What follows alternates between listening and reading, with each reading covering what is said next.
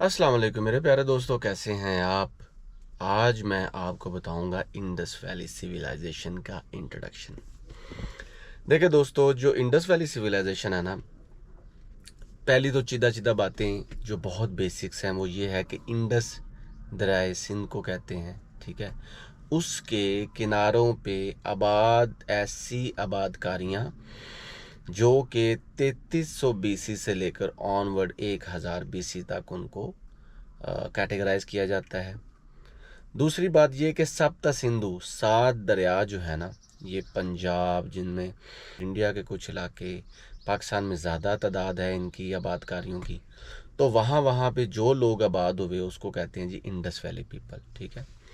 तीसरी जो बहुत इम्पोर्टेंट चीज़ वो ये है कि ये सिविलाइजेशन हड़प्पा से स्प्रिंकल्ड आउट हुई, यानी कि हड़प्पा से पूरी जितनी भी साइट्स हैं ना, इसकी कहते हैं कि 1000 से 1600 के दरमियान अभी साइट्स हैं, और मेरे नज़दीक इससे भी ज़्यादा है।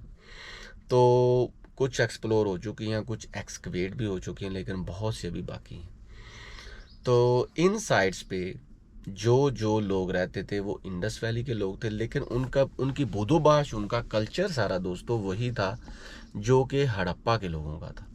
तो मदर साइट है जी हड़प्पा, टाइप साइट है, वहाँ से पूरी सिविलाइजेशन फैलेगी। चौथी इंपॉर्टेंट चीज़ इंडस वैली सिविलाइजेशन से रिलेटेड वो ये है कि इसके 5 बड़े मेट्रोपॉलिटन सिटी थे, ठीक है।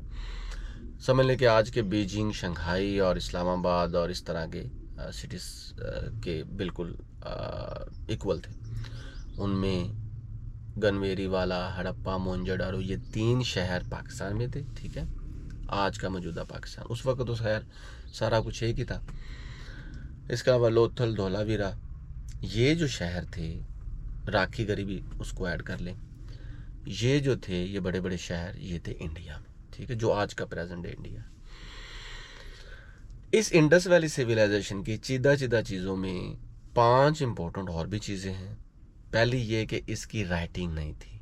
14 से 15 करैक्टर्स मिले हैं, लेकिन वो अनडिसाइफ्ड, पढ़ नहीं सकते, समझ नहीं सकते। इसके अलावा इनकी जो सील्स थी, इनकी जो मोहरें थी, वन यूनिकॉर्न सी जो सील थी ना, यूनिकॉर्न सील, एक सींग वाला घोड़ा, वो सील पूरी दुनिया में यूनिक है। इसके अलावा दोस्तों यहाँ पे रिलीजियस एक्टिविटीज़ का भी पता चला। खैर रिलीजियस एक्टिविटीज़ तो पूरी दुनिया में है जो पुरानी सिविलाइजेशन की थी, लेकिन इनकी जो लाइफ आफ्टर डेथ डेथ का कॉन्सेप्ट, और ये लाइफ आफ्टर डेथ का कॉन्सेप्ट हमें चाइना और मिस्र में भी मिलता है कि मरने के बाद इंसान को उन्हीं चीज़ों की ज़रूरत होती है जो उसको दुनिया में वो यूज़ करता है, तो कब्र में उसकी वो तमाम चीज़ें रख देते थे। इसके अलावा इसकी इम्पोर्टेंट चीज़ों में ये थी कि इनमें 2 टाइप्स के लोग थे, पादरी अपर टाइप के लोग, बादशाह किस्म के, और दूसरे किस्म के जो लोग थे वो आम राया थी। तो इनके आर्किटेक्चर में भी पता चलता है कि सिटाडेल, ऊपर रहने वाले लोग आला थे, जो नीचे रहने वाले लोग थे वो अदना थे। मजदूरों का कॉन्सेप्ट है, मजदूरी का कॉन्सेप्ट है, अनाज का कॉन्सेप्ट है, गले का कॉन्सेप्ट है, एग्रीकल्चर का कॉन्सेप्ट है। और 7000 बीसी में जब न्यूलिथिक में एग्रीकल्चर के रिकॉर्ड मिले जो कि प्री हड़प्पन है, यानी कि इंडस वैली सिविलाइजेशन से पहले।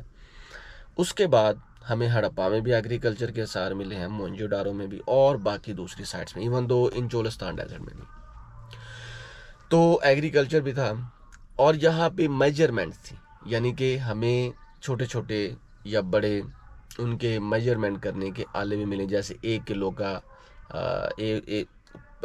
आधा किलो का जो मेजरमेंट, जिसे हम पंजाबी में वट्टा कहते हैं, आधा किलो का 2 किलो का, तो वो भी हमें मिले हैं, ठीक। इसके अलावा दोस्तों इंडस वैली सिविलाइजेशन में बार्टर सिस्टम भी था कि अगर मेरे पास मोबाइल है तो आप भाई मुझे कार दे दें, ये एक एग्जाम्पल है। फॉर एग्जाम्पल मेरे पास कैमरा तो आप मुझे रिक्शा दे दें, ये भी एक एग्जाम्पल है। लेकिन यूजुअली दानों के बदले कोई चीज़ ले ली या कपड़ों के बदले कोई और चीज़ ले ली, तो बार्टर सिस्टम का भी कॉन्सेप्ट था यहाँ पे। और फाइन आर्ट्स में इतने आगे थे ये लोग कि दोस्तों इनकी जो पॉटरी है ना, उसमें वो 3 टाइप्स की पॉटरी थी। व्हील मेड थी, हैंड मेड थी, इसके अलावा पॉटरी विद मार्क थे, जो बैस्टन्स के मार्क्स की पॉटरी भी मिलती है हमें।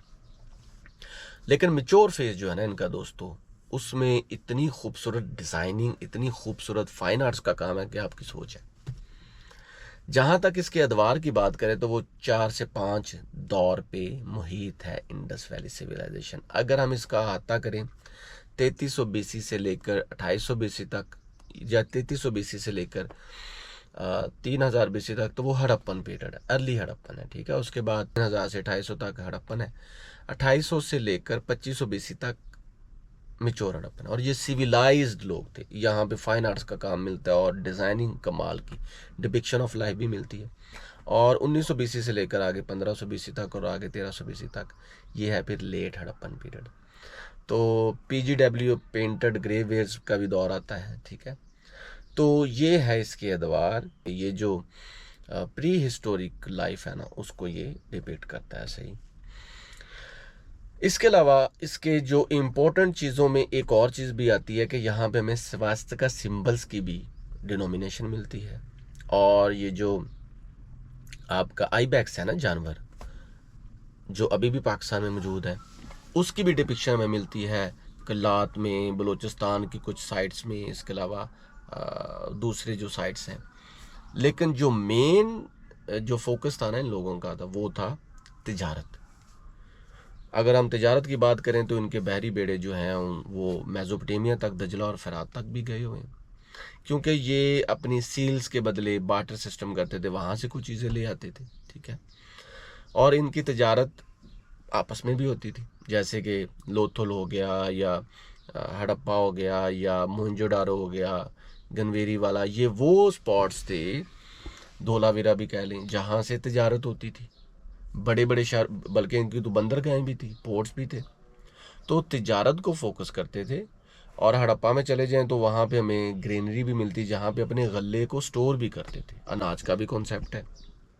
कब्रों का मैंने पहले बता दिया कि लाइफ आफ्टर डेथ का कॉन्सेप्ट है कि मरने के बाद उसकी तमाम चीज़ों को उसके साथ ही दफन कर देते थे। लेकिन थोड़ा सा डिफरेंस ये है कि इजिप्ट में वो उसके ऊपर पिरामिड्स बना देते थे और लाशों को हनूत कर देते थे, यहाँ भी ये कॉन्सेप्ट नहीं था।